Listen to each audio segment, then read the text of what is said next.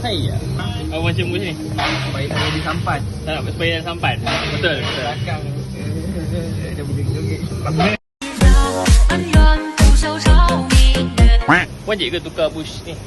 Bush Rear XL ni. Rear XL nama benda ni. Yang besar ni. Yang besar panjang ni. Wajib ke tukar? Jawapannya senang je. Tukar lah. Bahagian bushing ataupun kena 3 yang ada kat kau punya kereta ni, semua ada function. Kau jangan risau. Lagi-lagi bush untuk menyerap hentakan tu. Lepas tu kenapa tak direct je?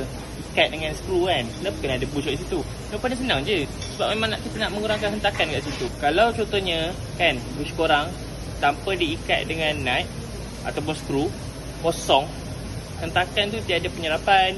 Dan satu lagi, tiada keselamatan. Contohnya daripada segi, contohnya kalau kita pasang skru sahaja, skru tu putus, turunlah korang punya XL. So apa yang jadi bila bush dah koyak, memang perlu tukar tau. So jangan nak kata pomen suka makan duit ke apa, tak. Kita beritahu kalau nak tukar, kalau tak nak ikut abang lah, macam tu, ataupun akak lah. Okay. Untuk kes ni nampaknya memang dah kena tukar. Dah koyak-koyak macam ni. So kita tanya kat customer pun setuju. Okay. Tapi nak menjabut benda ni susah main nakit. Nak kena tahan break dulu. Nak buka lagi ni satu set ni. Sebab tu je kena beli dulu. Disebabkan satu benda tu je. Ayah. Ni kita nak buat tambahan lah ni. Kita tengok kita buat inspection. Itu yang pentingnya inspection kan. Inspection 360 kita bagi free. Sebab dia dah buat macam-macam lah kat kereta dia. So inspection ni free untuk apa je? Untuk semua. Kalau contohnya korang ada servis pun, kita bagi inspection free. Kalau korang buat apa-apa baiki repairing pun kat sini, inspection tu free. Inspection 360.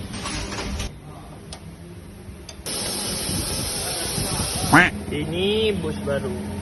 So nanti kita buka je XL tu untuk kita pasang yang baru dua belah ni.